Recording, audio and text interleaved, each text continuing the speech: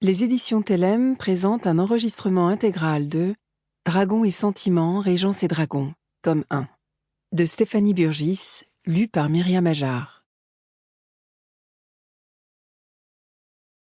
Chapitre 1er. C'est une vérité presque incontestable que la vie sociale d'une jeune femme sans dragon est condamnée à l'échec. Mais, pour tous les habitants de Hattergill Hall, il était chaque jour plus évident que pour Pénélope Hattergill, le fait d'avoir un dragon serait une garantie de désastre. « Mère !» Le cri strident de Pénélope fit vibrer le lustre en cristal au-dessus de sa tête. « Il a recommencé !»« Oh, misère !» Lady Hattergill ferma les yeux, s'enfonça dans son fauteuil et agita faiblement son mouchoir en direction de sa nièce. « Veux-tu bien t'en occuper, Elinor ?»« Oui, ma tante. » Avec un soupir, Elinor posa son raccommodage et se leva pour voler à la rescousse de sa cousine. Ce genre de nettoyage incombait en règle générale aux serviteurs, mais les femmes de chambre s'étaient révoltées quelques jours plus tôt, et Mrs. Braithwaite, l'austère gouvernante qui intimidait même Pénélope, avait annoncé qu'elle aussi présenterait sa démission si l'on demandait de nouveau à l'une de ses subordonnées de s'occuper des cochonneries de cette ignoble créature. Et comme on ne pouvait pas compter sur Pénélope pour nettoyer derrière elle, cela ne laissait donc qu'Elinor, comme toujours. « Ne bouge pas, Pénélope, » dit-elle en essuyant le dos de sa cousine à l'aide de son mouchoir.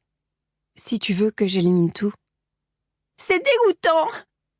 Pénélope gigota d'impatience et fusilla du regard le dragon aux couleurs vives perché sur son épaule. « Et c'est ta faute!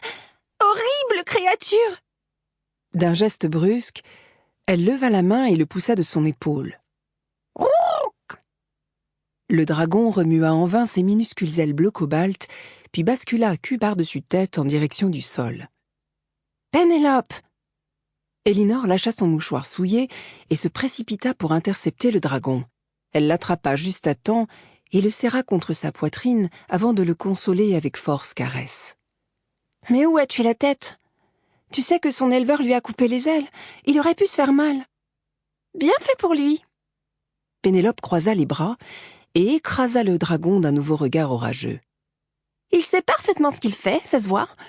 Ce coup-ci, juste avant qu'il se lâche, je l'ai entendu rire. » Elle se trompait. Chez les dragons, ce gargouillis était un signe de peur. Elinor l'avait lu quelque part, car elle s'était renseignée sur les dragons lorsqu'elle avait appris que la famille comptait en acquérir un pour les débuts de Pénélope en société. Elle se mordit néanmoins la lèvre pour compter. Sample complete. Ready to continue?